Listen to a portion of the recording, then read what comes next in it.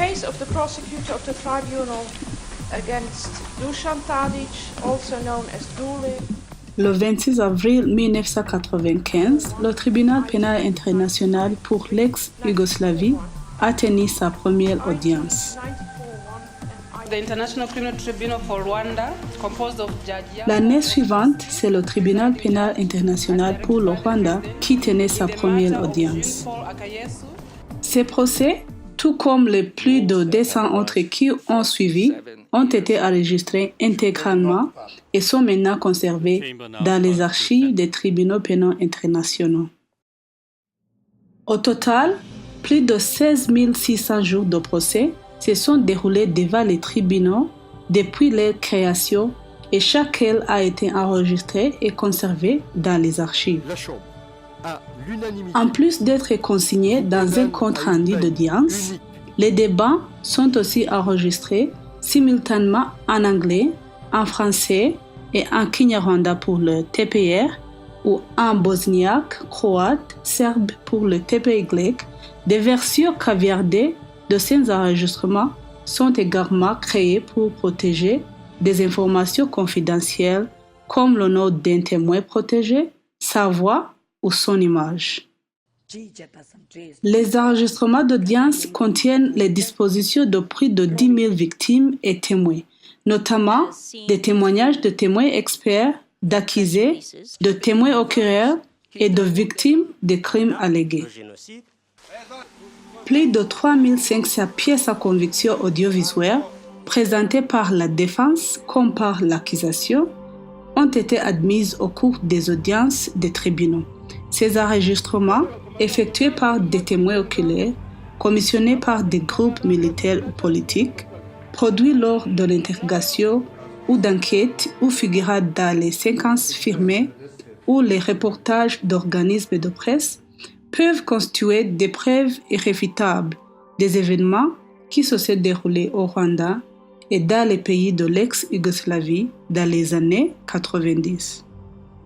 Certains documents audiovisuels permettent aussi de recréer le climat dans lequel les événements se sont produits.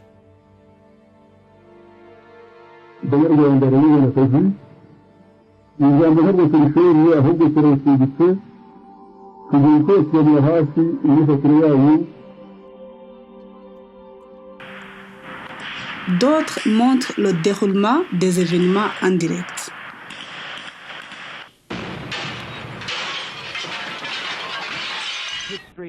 Souvent, les documents audiovisuels montrent les répercussions de ces événements et l'ampleur des dommages subis. Les documents qui amènent de tiers, tels que les reportages et les documentaires, fournissent aussi aux tribunaux des éléments de preuve audiovisuels que l'on ne peut trouver nulle part ailleurs. As quickly as they could, they dropped them on the graves of Vedrana and the baby boy the sniper also murdered. It was time to go. As the family was leaving, the gunners found their range. Les journalistes et les réalisateurs de documentaires à l'origine de ces enregistrements peuvent aussi être appelés à déposer en qualité de témoins oculaires. Avez-vous des commentaires supplémentaires à ajouter à propos de la séquence que nous venons de voir? Yes, there's some context I'd like to À ce give. moment-là, j'étais quand même assez chevronné. Presque 20 ans plus tard, sachez que je suis très chevronné. J'ai l'habitude des conflits, j'ai vu énormément de choses épouvantables. Mais chaque fois que je revois cette séquence, je trouve que c'est une séquence épouvantable pour ces gens-là. Si les pièces à conviction audiovisuelle et les enregistrements d'audience représentent la majeure partie des archives, des documents non judiciaires sont également conservés et peuvent être consultés. Ces documents incluent des enregistrements émanant du service de communication et du programme de rassemblement ou d'autres services du tribunal.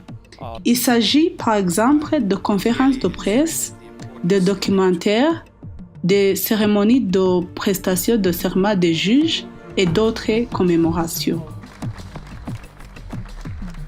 quelques 140 000 enregistrements physiques et environ 350 000 fichiers numériques dans divers formats sont conservés dans les archives des tribunaux.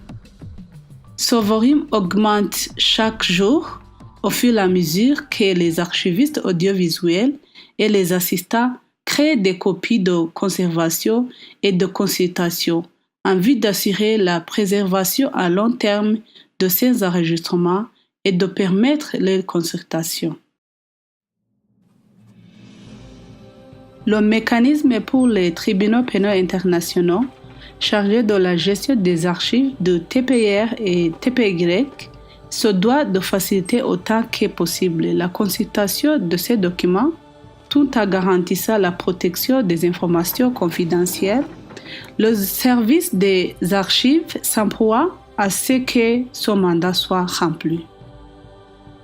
Pour consulter et télécharger les documents judiciaires publics en ligne, rendez-vous sur la page consacrée aux archives des tribunaux pénaux internationaux du site Internet du mécanisme.